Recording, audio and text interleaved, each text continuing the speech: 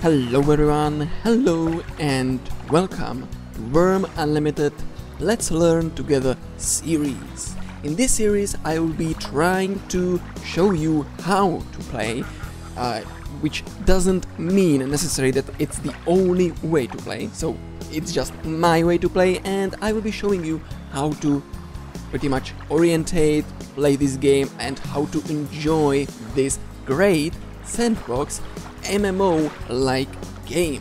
So, if you are not aware what Wurm Unlimited or Wurm Online game is, it is a sandbox game where you are really the one who is shaping the world.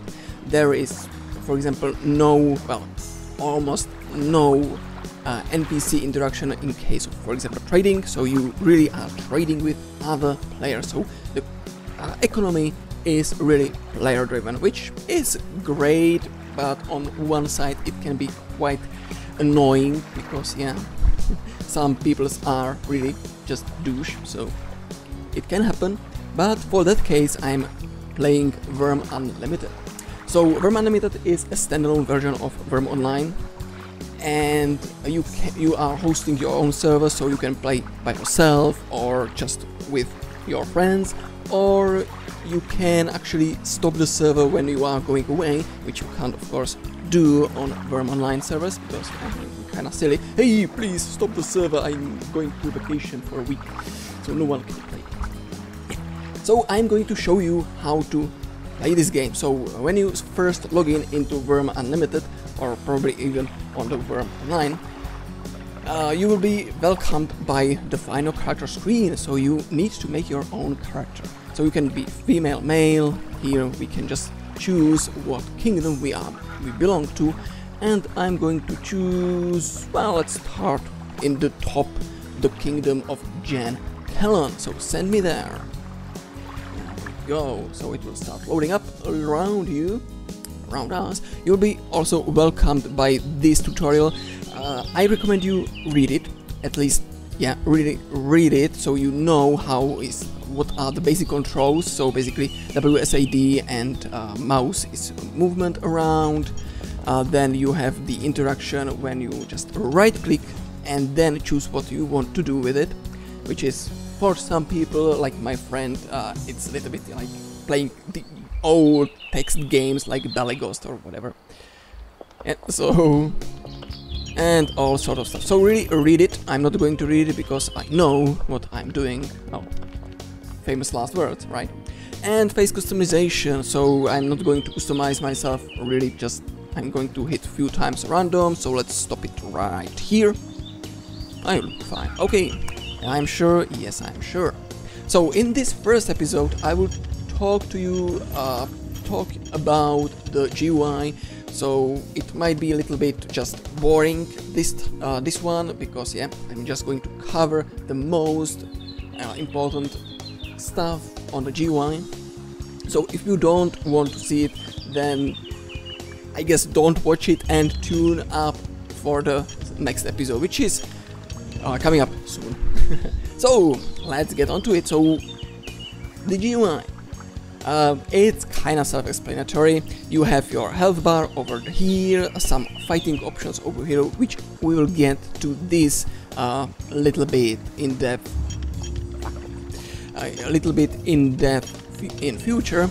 You have your tool belt, which is pretty much works like a hotbar, so you can put items in here and just press 1, 2, blah blah blah to activate those items.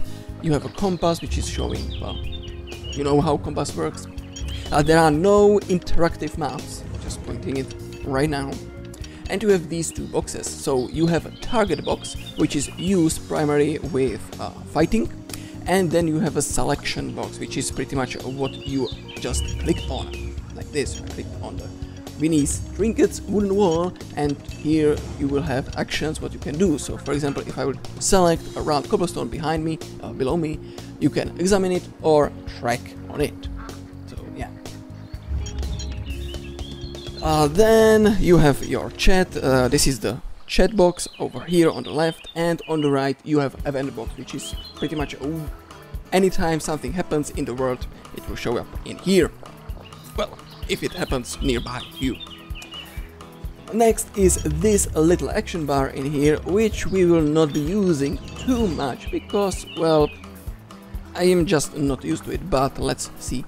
You have a climbing, so if you want to climb steep steps, then you need to enable this. Then you have the faithful and lawful, basically you're standing on the guards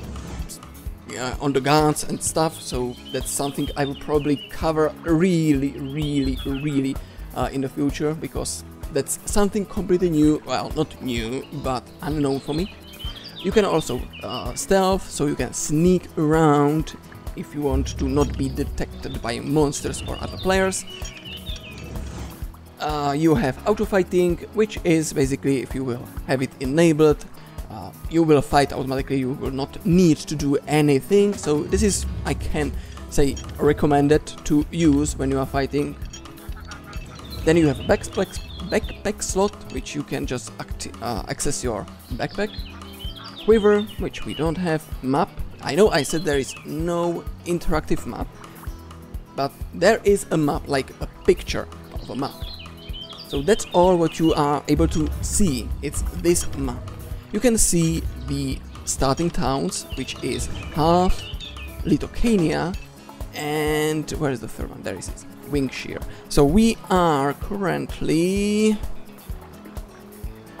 I think we are in the Litokania. We can check it by just selecting the ground and pressing examine.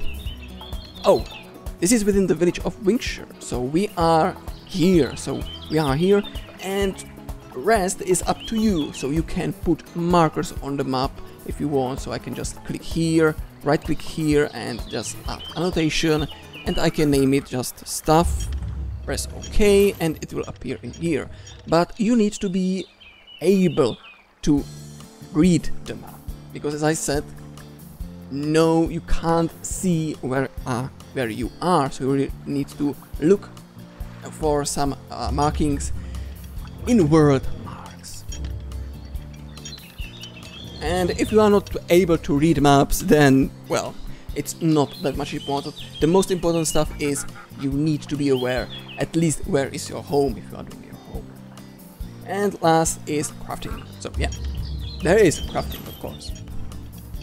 So let's start talking about these action menus on top of here.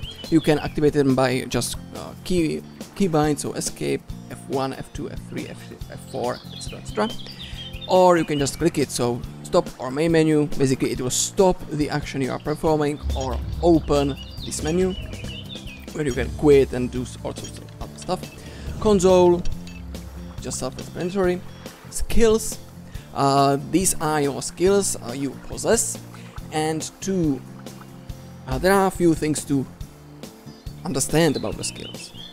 To level up the skill, you need to perform the task tied to that skill. So for example, if I will want to raise my mining skill, I will need to go mining. I will not raise it by building a house, because building a house and mining, these are two completely separate things. And to find out what actually the skill is, for example, body control, what the hell it is, you can just simply right click it and click on find on Wurmpedia. It will open up this little menu, which you can just drag and expand, and here you can see what it affects. So body control helps with accuracy, attack speed, stealth, and also determines the amount that the character can ride. And here you can also see, for example, in this case, what body control you need to ride. So you start by default at body control 25, which is enough to ride a brown bear. Awesome. So the next tab is inventory. So this is your basic inventory. I know I said there is a backpack, so you have a backpack and the inventory. Both of them are just going to weight you down. I will talk about weight later, slightly later.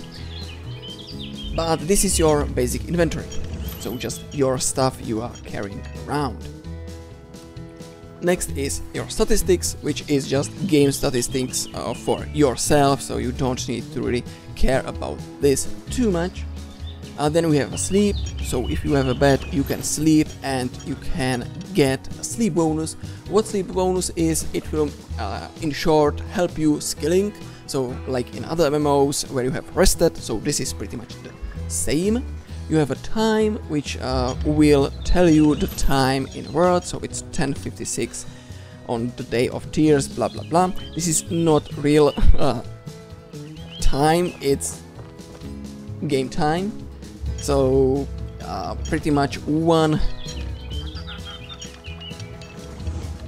so 1 or 2 seconds in real world, it's 10 seconds in here or something like that, which comes in handy if you are doing some stuff.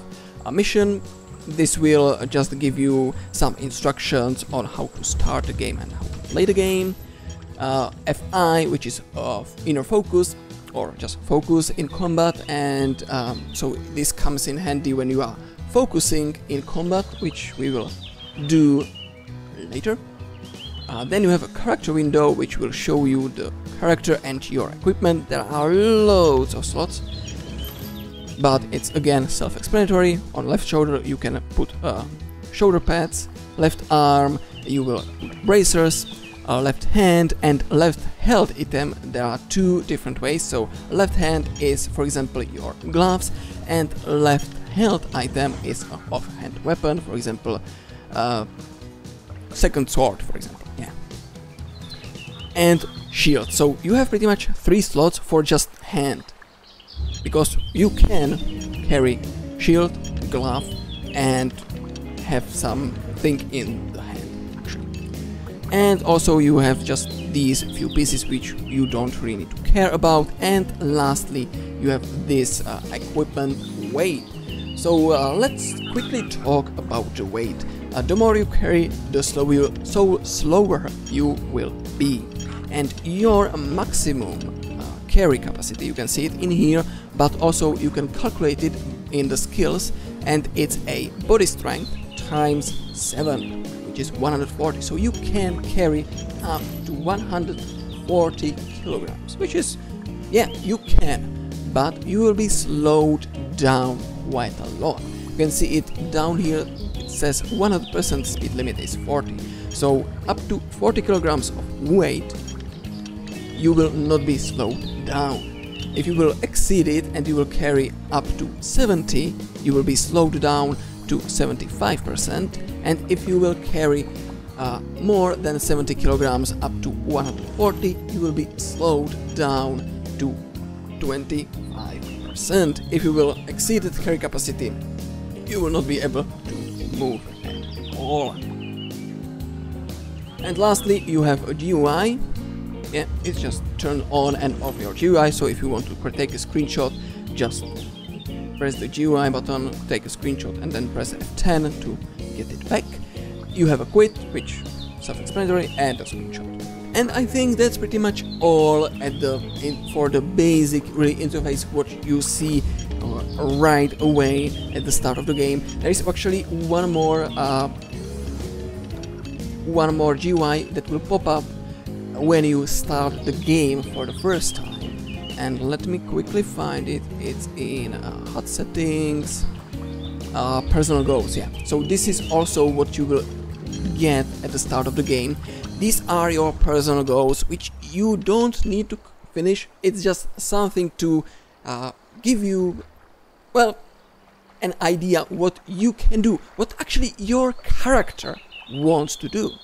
So for example, kill an alert creature, interesting. Or repair 6,000 fences, because you really want to repair those fences.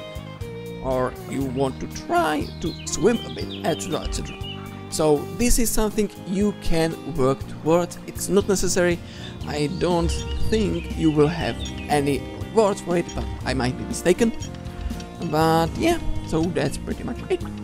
So thank you all for watching this quite kind of fast and probably boring episode about the GUI and HUD. And in the next episode we will actually go and do some stuff for the start. So don't forget to leave a like if you will enjoy this series, subscribe, and I will talk to you in the next episode of Wurm Unlimited Let's Learn Together series. Take care and be awesome. Bye.